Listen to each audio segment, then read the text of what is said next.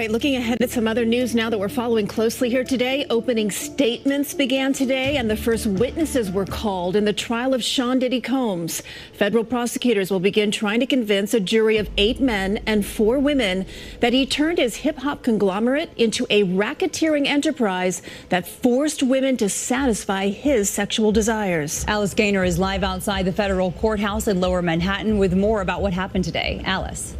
We are now staring at what could become the hip-hop trial of the century, as the trial for P. Diddy has finally kicked off, and there are some spicy details flying around. That doesn't surprise me. Diddy is a very shady person. I made a video about him called The Diddy Files. Go and check that out if you want a full rundown on all the shady stuff Diddy's either been accused of or has blatantly been a part of. And now the trial kicks off as Diddy stares down mountains and mountains of evidence that pretty much prove what already was known about him in the rap game. Makes me kind of laugh when other people are shocked about some of these allegations. It's like, dude, Diddy's been getting away with a lot of stuff for the better part of the last 30 years.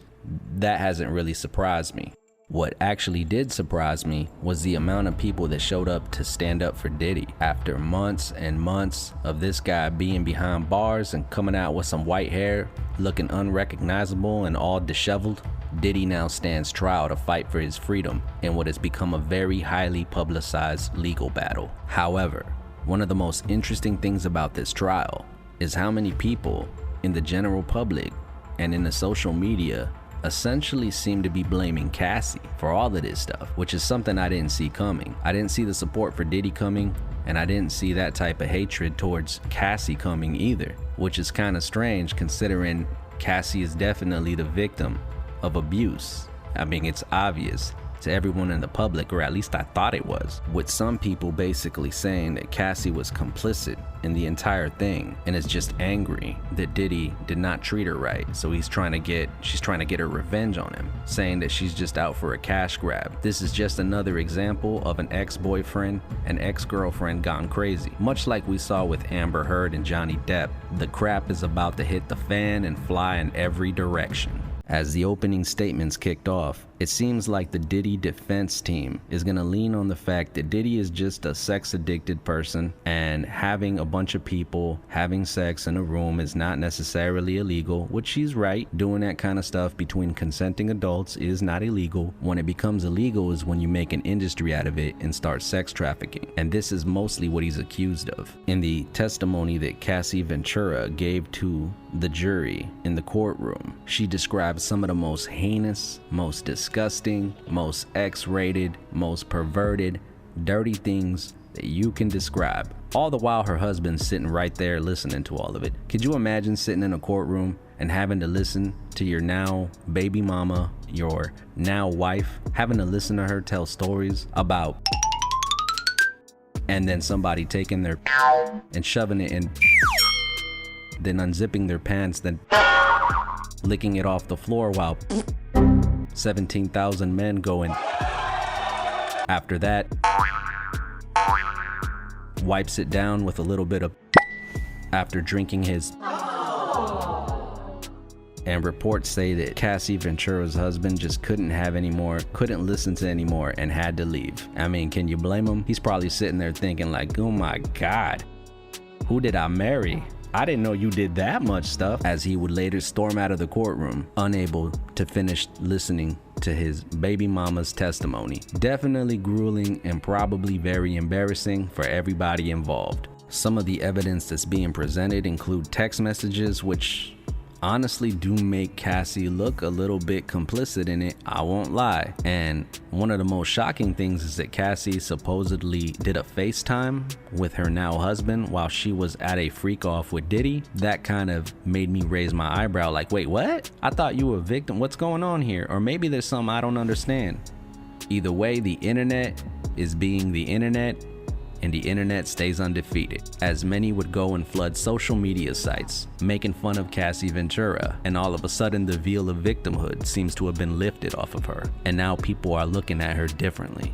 Now, I don't know how many of them are bots on the internet. I don't know how many of them are just trolls, but there is a lot of negative energy being directed at Cassie, and I think it's kind of strange. But then I realized that a lot of these people probably do not understand what abuse looks like. Growing up surrounded by women, everywhere, I've seen men abuse the crap out of women and what that looks like. It's not just beatings, it's not just emotional abuse, but it also can turn into something much bigger than that. And when it does, it's very hard to spot because of the amount of control that the abuser has over their victim. Now, the court of law has already taken this into account. This is why if somebody gets arrested for domestic abuse, it is no longer something that the abused partner can drop, and it now becomes a matter of the state, and only the state can drop charges at that point. And the reason the law operates this way is because if you are an abused woman trying to turn in her man for abuse, that person can then intimidate the abused into dropping the charges, and the law doesn't want to allow for that. So the second somebody gets arrested for domestic abuse, it is now up to the state, and the victim has no say outside of providing a testimony. And if she doesn't provide one, the state will do it for her, because domestic abuse is seen as an offense against the state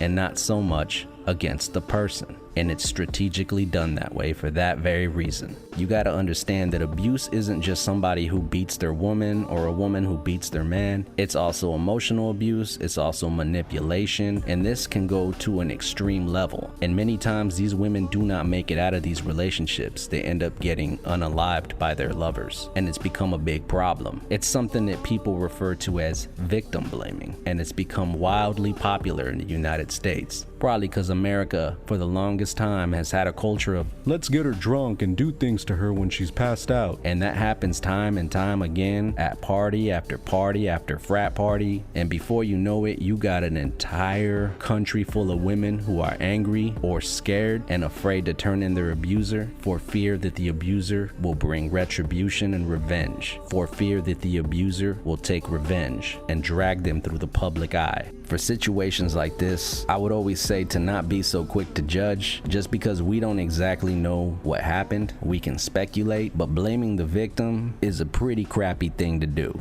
As the trial continues to unfold, I expect way more crazy laundry to be aired, considering there are so many high-list, A-list celebrities that are associated with P. Diddy that may come out either in his defense or against him, but only time will tell. However, I have a feeling that Diddy will be found guilty, but I do not think he will spend the rest of his life in prison, as it's rumored that members of Diddy's defense team are already reaching out to Donald Trump for a pardon, and I wouldn't be surprised if Donald Trump pardoned him, unleashing Diddy back to the public. And then I furthermore wouldn't be surprised if Diddy starts taking revenge on everybody who helped or at least tried to bring him down. Anyways, what are your thoughts on the matter? Please subscribe if you haven't. I try to put out one of these videos every couple weeks, depending on my work schedule, but either way, leave your comments in the comment section. I want to hear from you. What do you guys think? Is this victim blaming? Is the internet just being stupid? What do you think is going to happen to Diddy? And what is the most shocking thing you've heard so far? Leave it in the comment section. I want to hear from you.